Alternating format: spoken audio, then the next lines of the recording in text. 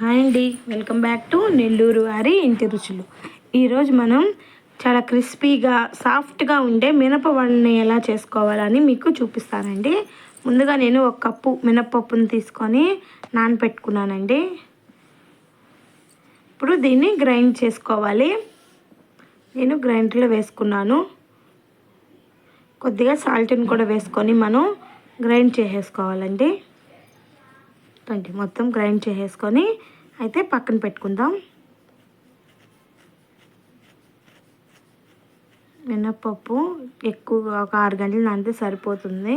ఇప్పుడు ఈ పక్కన పెట్టుకున్నాం కదా గ్రైండ్ చేసుకొని, దానిలో ఒక 1/2 టీ స్పూన్ జీలకర్ర వేసుకోవాలి. అలాగే ఒక మీడియం సైజు ఉల్లిపాయను కట్ చేసి వేసుకుందాం. కొద్దిగా కొత్తిమీరను కూడా వేసుకోవాలండి. వీటన్నిటిని బాగా కలిపేసి మనం పక్కన పెట్టుకుందాం.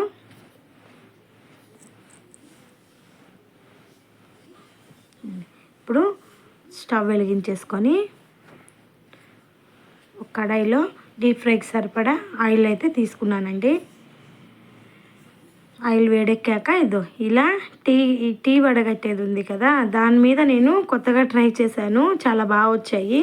మీరు కూడా తప్పకుండా ట్రై చేయండి. ఇలా దాని మీద పెట్టుకొని ఇలా వేసేసుకోవాలండి. అన్నీ వేసేసుకున్నాక వీటిని 2 సైడ్లు కాల్చుకుందాం. ఇలా బాగా ఫ్రై చేసుకోండి.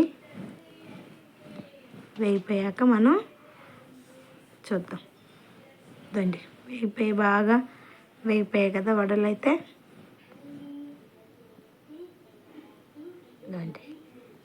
ఎంత బాగా వచ్చాయి కదా. మీరు కూడా తప్పకుండా ఈ స్టైల్లో ట్రై చేయండి. ఎలా వచ్చింది అనేది మాకు కామెంట్ రూపంలో తెలియచేయండి. ఈ వీడియో కానీ మీకు నచ్చితే మా ఛానల్ని లైక్ చేయండి, షేర్ చేయండి, సబ్స్క్రైబ్ చేయండి. Thank you for watching.